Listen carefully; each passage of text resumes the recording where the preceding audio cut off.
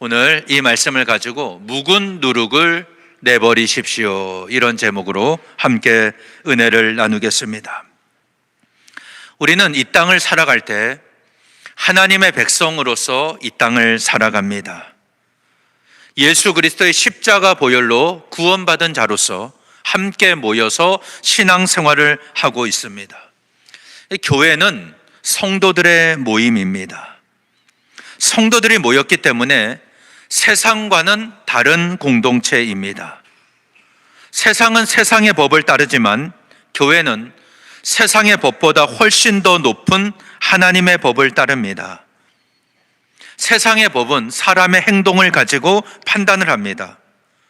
내가 다른 사람을 죽이는 생각을 했다고 경찰에 잡혀가거나 감옥에 가지는 않습니다. 세상 법은 우리가 어떤 구체적인 행동을 해야 그것으로 판단을 받고 심판을 받게 됩니다. 그러나 하나님의 법은 그렇지 않습니다. 하나님은 사람의 행동보다 그 마음의 상태를 먼저 보십니다. 하나님은 우리의 중심을 꿰뚫어 보시는 분입니다. 내가 어떤 마음으로 신앙생활하고 하나님을 섬기는지 다 아시는 분입니다. 우리가 사람을 속일 수는 있어도 하나님을 속일 수는 없습니다. 그래서 성도의 삶은 세상 사람들보다 훨씬 더 높은 기준이 주어져 있습니다. 성도의 기준이 훨씬 더 높습니다. 이 말은 우리가 세상 사람들과 똑같이 살면 안 된다는 것입니다. 세상에서는 죄가 되진 않지만 하나님 앞에서는 죄가 됩니다. 그리고 세상에서는 공소시효가 있어서 범죄한 이후 법이 정한 기한이 지나면 죄를 물을 수가 없습니다. 나중에 죄가 드러나도 도덕적인 비난은 받지만 법적인 처벌은 받지 않습니다. 그리고 이 세상에는 아직 해결되지 않은 미제 사건이 많이 있습니다.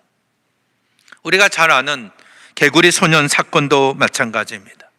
아이들의 뼈가 발견되면서 이 아이들이 살해당한 것처럼 보이지만 아직 범인이 누군지는 모릅니다. 죽은 사람은 있는데 죽인 사람은 찾아내질 못합니다. 그러면 그 죄를 물을 수가 없습니다. 그러나 하나님 앞에서 우리가 죄를 범하면 그 죄는 절대 그냥 덮이지를 않습니다. 없어지질 않는다는 겁니다. 우리가 범죄할 때마다 하늘에서 우르릉 쾅쾅 하면서 하나님이 진노하신다면 하나님 앞에 범죄할 수 있는 사람은 아무도 없을 겁니다. 근데 우리가 아무리 죄를 지어도 하나님이 아무런 반응을 하지 아니하시니까 하나님이 안 계시거나 아니면 활동을 하지 않는 분으로 생각합니다. 근데 이것은 잘못된 생각입니다. 하나님은 우리가 잘못했을 때 그것을 깨닫고 회개하며 돌이키기를 원하시는 분입니다. 그래서 하나님은 기다리시는 겁니다. 이 하나님이 기다리시는 동안 회개하는 사람은 하나님의 넓은 사랑과 긍휼로 용서하시고 품어주십니다. 이스라엘 백성들이 하나님이 약속하신 가나안 땅에 정착하고 하나님이 주신 복을 누리며 살다가 그들은 하나님의 은혜를 잊어버리고 말았습니다. 근데 사람은 영적인 존재이기 때문에 우리가 하나님을 섬기지 않으면 하나님 자리에 다른 어떤 것을 갖다 놓고 섬기게 되어 있습니다. 이스라엘 백성들은 하나님을 버리고 이방신을 섬겼습니다. 하나님이 자신들에게 주신 은혜는 당연히 내가 누리는 것이고 하나님이 하지 말라고 말씀하시는 것은 내 삶을 너무나 메마르게 한다, 이렇게 생각을 한 것입니다. 그래서 이방신을 섬기게 되는데 이스라엘 백성들이 이방신을 섬긴다는 것은 그들이 음란한 문화에 빠졌다는 의미가 됩니다. 가나안의 토착신인 바알과 아세라는 음란한 종교입니다. 그래서 바알을 섬긴다는 것은 단순히 육체적인 그 성적인 범죄를 저지른다는 의미도 되지만 하나님을 버리고 이방신을 섬기는 영적인 간음이 되는 것입니다. 그래서 하나님은 선지자들을 보내서 끊임없이 말씀하십니다. 돌아와라, 돌아와라, 돌아와라 말씀하십니다. 근데 이스라엘 백성들은 이미 세상 문화에 취해 있었기 때문에 하나님의 음성이 귀에 들리질 않습니다. 하나님 보낸 선지자를 죽이고 감옥에 가두고 핍박했습니다. 그 결과 북이스라엘은 아수르에 의해 멸망당하고 남유다는 바벨론에 의해 멸망하고 말았습니다. 그 당시 국가 간의 전쟁은 신들의 전쟁입니다. 남유다가 바벨론에게 멸망당한 것은 여호와 하나님이 바벨론의 마르둑에게 패한 것과 같습니다. 이스라엘 백성들은 도저히 이해할 수가 없었습니다. 그들에게는 선민 사상이 있어서 하나님이 자신들을 택한 백성이고 자기들은 선택받은 백성이기 때문에 절대 망할 수가 없다. 이 예루살렘은 절대 무너지지 않을 것이다 라고 생각했습니다. 근데 남유다는 멸망했습니다. 예루살렘 성전은 무너져 내렸습니다. 이스라엘 백성들이 이것을 이해할 수가 없었습니다. 자신들이 섬기는 하나님은 우주 만물을 창조하신 하나님이신데 그 하나님이 어떻게 바벨론의 신에게 멸망을 당할 수가 있습니까? 그런데 그들이 노예 생활하면서 깨닫게 됩니다. 우리들이 하나님을 제대로 섬기지 않았기 때문에 하나님이 우리를 징계하신 것이구나. 이걸 깨닫게 됩니다. 그들의 포로 생활하는 것은 하나님이 자신들을 완전히 버리신 게 아니라 하나님의 심판이고 징계다. 그래서 하나님의 때가 되면 하나님은 반드시 우리를 회복시켜 주실 것이다. 이걸 믿음으로 바라보게 되었습니다. 하나님 원하시는 것은 바로 이것입니다. 이스라엘 백성들이 그들의 마음을 찢고 회개하며 하나님 앞에 돌아오기를 원하셨습니다. 그들과의 관계가 회복되기를 원하신 겁니다. 이스라엘은 하나님의 백성으로서 하나님을 예배하고 하나님 말씀대로 순종하며 살면 하나님이 그들에게 복을 주시고 그들의 모든 소유를 빼앗기지 않도록 하나님께서 지켜주십니다. 그리고 세상이 넘볼 수 없도록 하나님의 영광과 능력으로 보호해 주십니다. 그래서 하나님의 백성은 철저하게 회개하며 돌이켜야 됩니다. 하나님 앞에 돌아와야 됩니다. 하나님 앞에 죄를 숨길 수가 없습니다.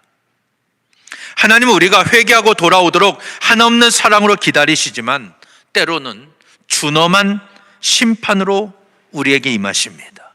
우리를 심판하시는 분이에요. 왜 우리를 이렇게 심판하시는 하나님이실까? 이렇게 하시는 이유는 교회의 거룩성을 지키기 위함입니다. 죄는 절대 가만히 있질 않습니다. 한 사람이 범죄했다고 한 사람의 범죄로 끝나질 않습니다. 그것은 옆에 있는 사람에게 전염이 됩니다.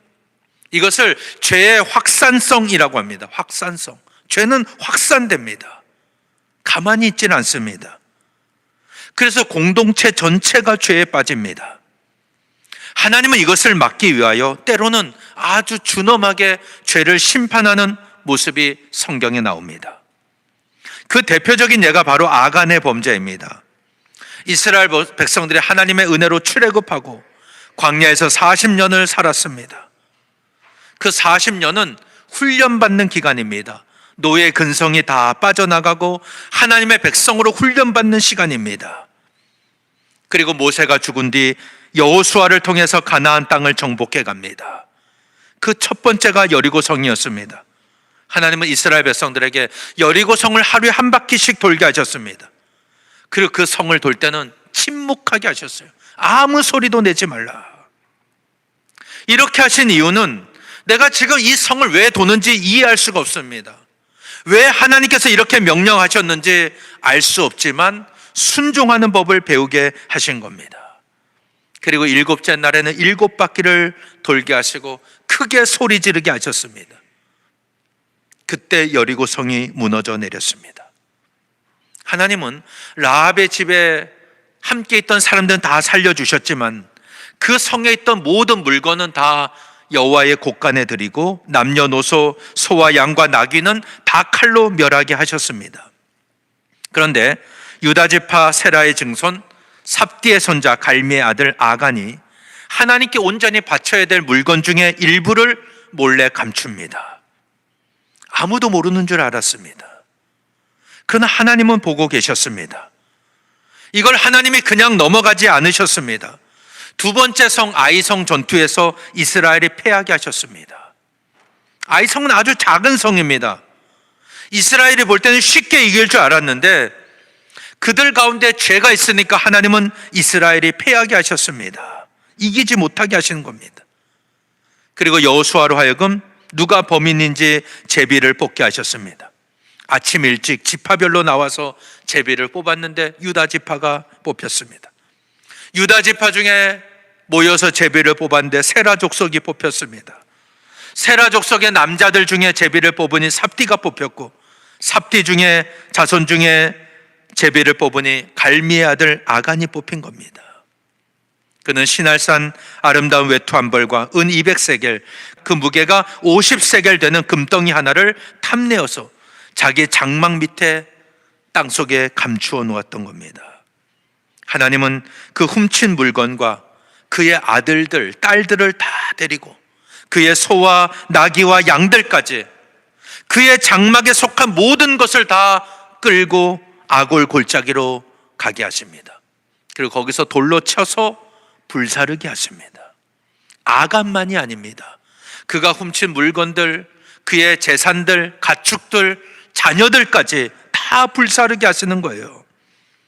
그렇게 돌무더기를 쌓자 여호와의 맹렬한 진노가 그쳤다. 성경은 이렇게 말씀하고 있습니다. 하나님 왜 이렇게 죄를 무섭게 심판하십니까? 이 죄의 확산성 때문입니다. 죄는 퍼지게 되어 있습니다. 지금까지 광야 생활하면서 40년 동안 하나님만 바라보며 말씀에 순종하는 삶을 배웠습니다. 그리고 이제 가나안 땅에 들어갑니다. 첫 번째 전투부터 죄를 범하면 앞으로 있을 수많은 전쟁을 영적으로 감당할 수 없기 때문입니다. 그래서 하나님은 아간의 범죄를 철저하게 심판하십니다. 이스라엘 공동체가 거룩하게 보존되기를 원하셨던 겁니다. 이것은 오늘 우리의 신앙도 마찬가지입니다. 우리는 교회에서 함께 모여 신앙생활합니다. 교회는 죄로부터 구원받은 성도들이 모인 공동체입니다. 그래서 세상보다는 훨씬 더 거룩한 공동체입니다. 이걸 우리가 기본적으로 알아야 됩니다. 그런데 세상보다 거룩한 공동체이지만 우리 안에 있는 모든 성도들이 다 완전한 존재는 아닙니다. 여전히 죄악 가운데 거합니다. 돌이키지 않을 때가 많습니다. 그래서 하나님은 우리가 회개하고 돌이키기를 원하시는데 하나님이 언제까지나 항상 기다리기만 하시는 분은 아닙니다. 하나님이 심판하실 때가 온다는 겁니다. 교회 안의 죄를 깨끗이 정리하기를 원하십니다. 이게 오늘 본문을 통해서 알 수 있습니다. 고린도전서 5장에 보면은 사도 바울이 고린도 교회에 있었던 음행의 문제를 말씀하고 있습니다. 원래 이 고린도 지역 자체가 음란한 도시입니다. 아프로디테, 비너스라고 하는데요. 아프로디테 신전이 있었는데 그곳에 있는 신전 창기들과 음행하는 것이 그 신에게 제사 드리는 것이었습니다. 그리고 앞장 4장에서 사도 바울은 고린도 교회 성도들의 교만을 이야기했습니다. 그들은 스스로 왕이 되고자 했습니다. 교만해졌습니다. 이 교만은 성도들의 눈을 어둡게 합니다. 스스로 높아지는 것이기 때문에 영안이 어두워집니다. 그러면 자신의 죄를 인식하지 못하게 되는 겁니다.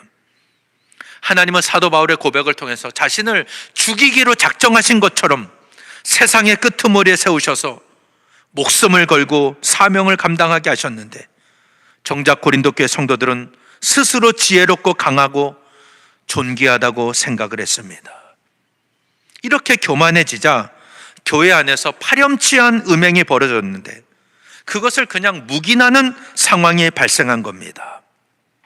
5장 앞부분에 보면은 교회 안에 어떤 사람이 그 아버지의 아내와 음행하는 사건이 벌어졌습니다. 여기서 아버지의 아내는 친어머니가 아니라 계모이거나 아니면 아버지의 첩입니다. 그런 죄가 벌어졌던 겁니다. 그런데 이런 범죄는 이방인 중에도 없는 것이었습니다. 그 당시 로마의 정치가이자 저술가였던 키케로의 기록에 의하면 로마인들도 이것을 법으로 금했습니다. 로마 사람들도 그 당시에 성적으로 부도덕한 그런 사람들이었지만 아버지의 아내와 간음하는 것은 법으로 금해 놓았어요. 할 수가 없는 일입니다. 세상에서도 못하는 일입니다. 물론 이것은 하나님께서도 금하신 일입니다. 레위기 18장 8절에 보면 너는 내 아버지의 아내의 하체를 범하지 말라. 이는 내 아버지의 하체니라. 이렇게 말씀하고 있습니다. 하나님 앞에서도 분명히 죄임을 말씀을 하셨습니다. 그런데 고린도 교회 문제는 뭐냐면 이 일을 제대로 처리하지 않은 것입니다. 고린도전서 5장 2절에 보면 그리하고도 너희가 오히려 교만하여져서 어찌하여 통한이 여기지 아니하고 그 일 행한 자를 너희 중에서 쫓아내지 아니하였느냐, 이렇게 말씀합니다. 교회 안에 죄가 벌어졌는데 그거를 통한이 여기지 않았다.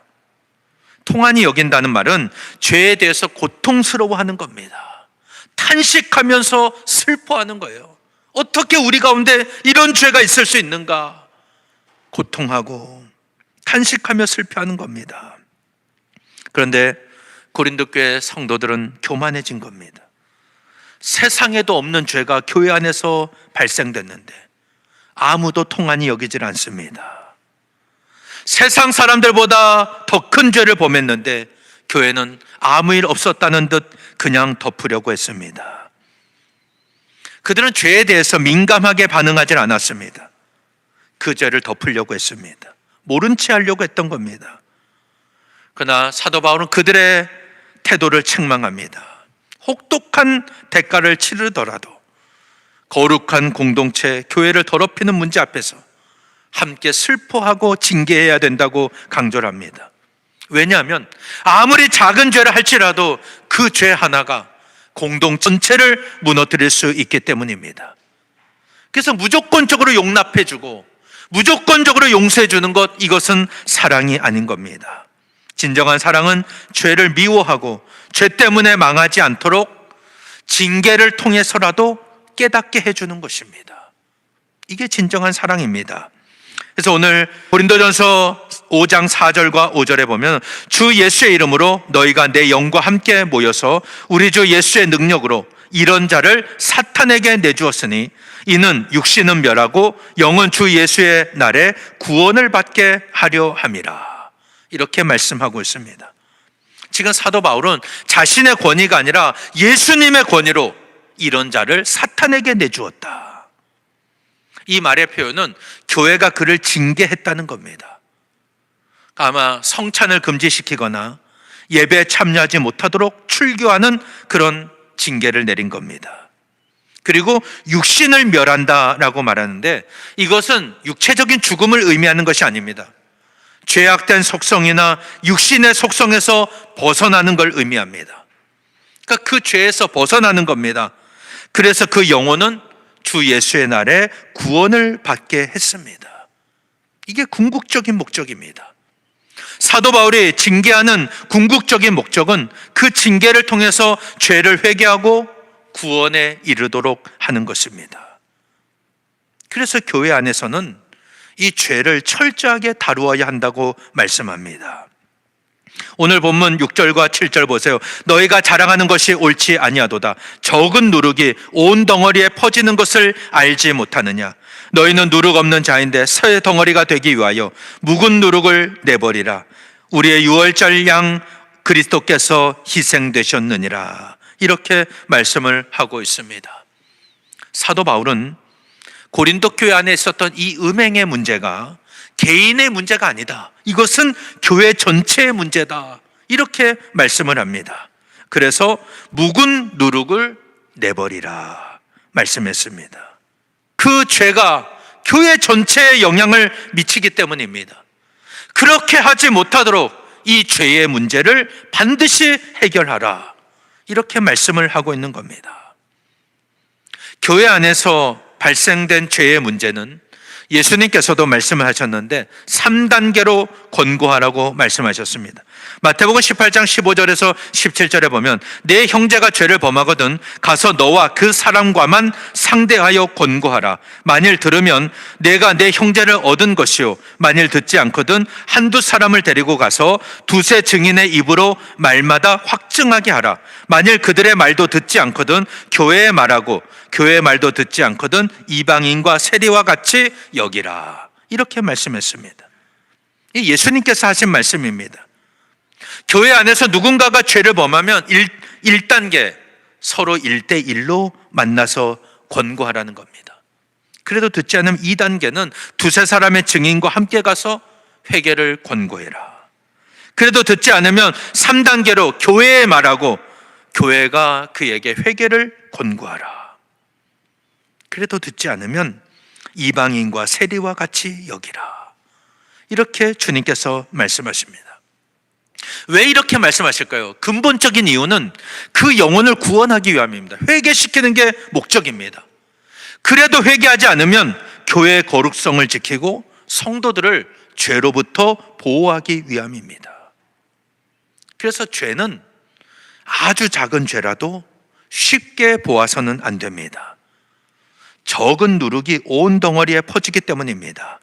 사도 바울은 고린도 교회를 향해서 너희는 누룩이 없는 자인데 새 덩어리가 되기 위하여 묵은 누룩을 내버리라. 이렇게 말씀했습니다. 유월절 어린 양 그리스도께서 희생되셨다. 이렇게 말씀하죠. 사도 바울은 유월절의 비유로 이 문제를 설명하고 있습니다. 여러분이 잘 아시듯이 유월절은 무교절입니다. 같은 말이에요.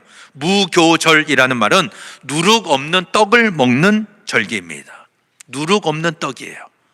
그러니까 발효되는 이스트, 이 누룩, 균이 들어가지 않은 거예요. 그러니까 떡이 부풀어야 맛있는데 이게 없는 거니까 딱딱하고 질기겠죠. 마치 우리가 고무 씹듯이 그렇게 떡을 먹어야 되는 절기입니다.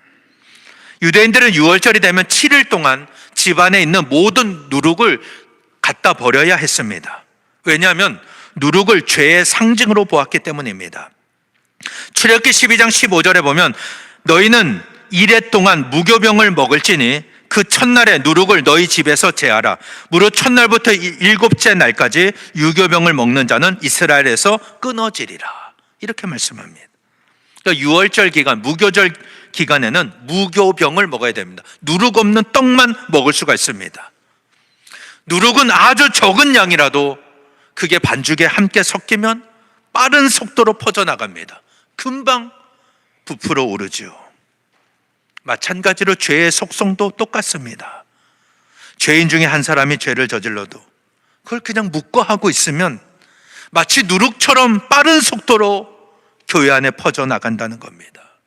즉각 조치를 취하라. 이스라엘 백성들이 애굽에서 구원받았음을 기억하며 지킨 절기가 바로 유월절입니다. 무교절입니다. 그들 가운데 모든 누룩을 다 제거하는 절기였습니다. 마찬가지입니다. 구원받은 성도는 교회 안에서 죄를 제거해야 됩니다. 그렇지 않으면 그 사람 개인뿐만 아니라 교회 전체가 시험에 들고 죄에 빠지기 때문입니다. 사도 바울은 이 성도의 정체성을 누룩 없는 자라고 했죠. 너희는 누룩 없는 자인데 성도는 누룩이 없는 자입니다. 누룩이 없는 자라는 것은 죄가 없는 자라는 겁니다. 근데 이 죄는 저절로 없어지질 않습니다.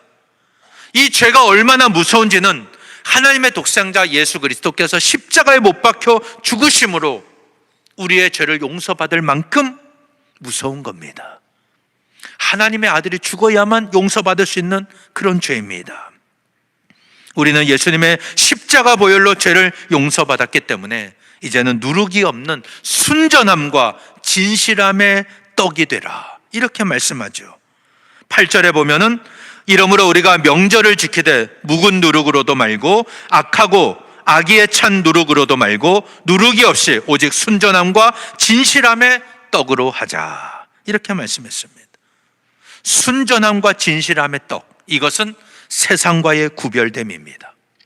교회가 교회로서의 사명을 감당하려면 세상과 달라야 됩니다. 세상과 똑같아서는 죄를 이길 수가 없습니다. 오히려 세상보다도 더 악한 죄를 저지르게 된다는 겁니다. 종교를 연구하는 사람들이 우리 대한민국을 아주 흥미롭게 연구했습니다. 우리나라는 전통적으로 유교와 불교 문화 속에서 기독교가 부흥한 나라입니다. 기독교, 불교, 유교가 공존합니다. 그런데 다른 나라는 막 종교 간의 싸움이 일어나지 않습니까? 폭탄이 터지고 자살 테러가 일어나고. 그런데 우리나라는 종교 간의 싸움이 거의 없습니다. 외국에서는 이슬람교, 힌두교 사이에 전쟁이 있습니다. 이슬람교 종파 사이에서도 전쟁이 일어납니다. 그건 자신들의 믿음, 확실한 믿음, 철저한 믿음으로 다른 종교를 인정하지 않고 목숨을 걸고 싸우기 때문입니다. 그런데 우리나라는 종교 간의 전쟁이 거의 없습니다. 그래서 외국에서 볼 때는 종교 분포와 볼 때 상당히 독특한 현상입니다. 어떻게 이런 일이 일어납니까? 우리나라 사람들이 외국인들보다 훨씬 더 교양이 있고 평화를 사랑하기 때문에 서로를 인정하고 공존하는 것입니까? 제가 다른 종교를 폄하하거나 다른 종교를 공격하라는 의미가 아닙니다. 종교 연구가들의 결론에 의하면 한국의 모든 종교가 다 세속화되었기 때문입니다. 그래서 싸움이 없는 거예요. 한국의 기독교가 진정한 기독교가 아닙니다. 세속화된 기독교예요. 불교, 유교도 마찬가지입니다. 다 세속화됐기 때문에 다 똑같아진 겁니다. 이미 우리 안에 신앙의 본질이 사라져 버렸어요. 교회 안에서는 거룩해 보입니다. 교회 안에서는 천사 같은 모습입니다. 그러나 세상에 나가면 전혀 거룩하지 않습니다. 하나님보다 세상을 더 사랑합니다. 세상 사람보다 더 악한 죄를 짓고 살아갑니다. 그래도 한탄하거나 슬퍼하지 않습니다. 세상과의 구별됨이 사라졌습니다. 그러니 능력이 나오지 않는 겁니다. 세상을 변화시키는 것이 아니라 오히려 세상에 휩쓸려가는 죽은 믿음이 되어버리고 만 것입니다. 참된 신앙은 누룩이 없는 순전함과 진실함의 떡입니다. 죄가 없어야 된다는 겁니다. 사랑하는 여러분, 오늘 내 안에 묵은 누룩이 있습니까? 과감하게 내버리는 여러분 되시기를 바랍니다. 죄는 절대 그냥 없어지질 않습니다. 오늘 내 안에 숨겨놓은 죄를 먼저 꺼내놓고 회개해야 됩니다. 우리가 사람은 속일 수 있지만 하나님을 속일 수는 없습니다. 내 마음의 중심을 꿰뚫어 보시는 하나님이십니다. 교회 안에 죄를 방관하는 순간 그 죄가 전체를 더럽히고 무너뜨립니다.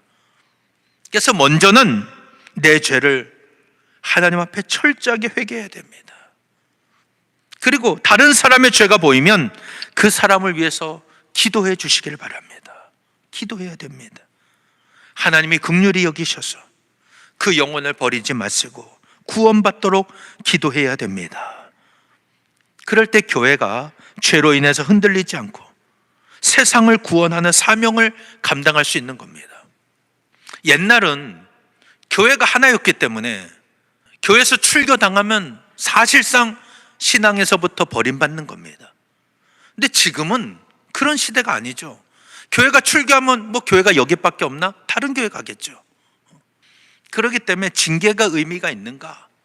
그런 말씀이 아니라 우리가 정말 죄를 위해서 기도해야 됩니다. 죄를 짓는 영혼을 위해서 불쌍히 여겨야 됩니다. 하나님께서 그 영혼을 긍휼히 여기시도록 기도해야 됩니다. 그리고 교회가 시험에 들지 않도록 깨어서 기도할 때 흔들리지 아니하고 하나님 주신 사명을 감당하는 교회가 될 수가 있는 겁니다. 우리 모두 묵은 누룩을 버리고 주님께 돌이켜서 주님이 주시는 능력으로 세상을 구원하고 변화시키는 그 사명 온전히 감당하는 저와 여러분 되시기를 예수님 이름으로 간절히 축원합니다.